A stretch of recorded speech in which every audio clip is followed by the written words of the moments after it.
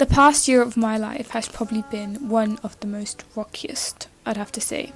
Having had to move to uni to start living independently, it was far from what I had expected it to be. It was definitely very challenging. Before, right, I used to believe that I could be fine living on my own, that I could adjust very easily. I thought it would be easy without the chaos of my family, that I wouldn't miss the small, sad and grey town that I'd come from. I desperately wanted to move away from all that to escape the pressures and commitments that the environment or just growing up would bring. That's why I even decided to pursue university in the first place. I wanted to escape where I grew up, to live on my own terms and prove to myself and to others that I could be independent. Education was just an afterthought, which honestly was such a toxic way of thinking. I was so ready to experience the romanticized version of university that I had seen on TikTok, that when I did experience it firsthand, reality hit, and it hit hard like a truck. What people don't mention when they talk about uni and the university experience is just how lonely and isolating it can be for some people. The suffocation you feel when you're cooped up in a single room, all alone with your thoughts, by yourself. The anxiety you feel walking into a classroom, not knowing anyone in the room, having made no friends at all, having no clue why you're even doing this, why you chose this course, why you're here, and what you want to be in the future. The envy you feel when you watch people your age have fun, they go out to party, they make friends. You watch them from afar and just wish that it was you. You end up missing or even yearning for the little things that you were so used to. The sounds of chaos from your house, your mum's cooking, having family movie nights, eating as a family at the dinner table. God, remember when we could sit down for 30 minutes and not go on our phones constantly? You end up missing the small grey town that you so desperately wanted to move away from. You end up sitting in your room alone for weeks and weeks on end, just crying and crying and crying, trying everything in your power to feel some resemblance of the feeling of home. You feel so desperate and helpless, no matter how much you cry about it to your relatives. And trust me, I know, because I was doing exactly that. Life becomes dull and colourless. All the colour that you were so familiar with seems to be sucked out and get replaced by this dull beige.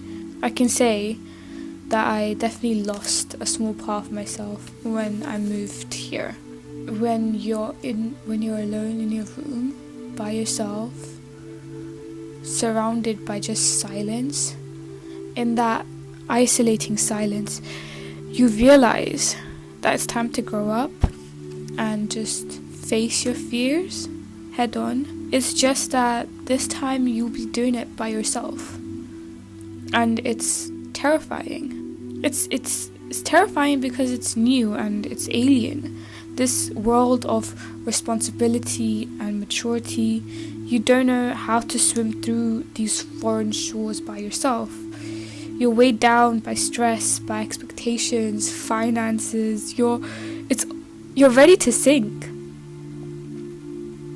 But you need to breathe. You need air. So you steel your heart, lungs and limbs and just push.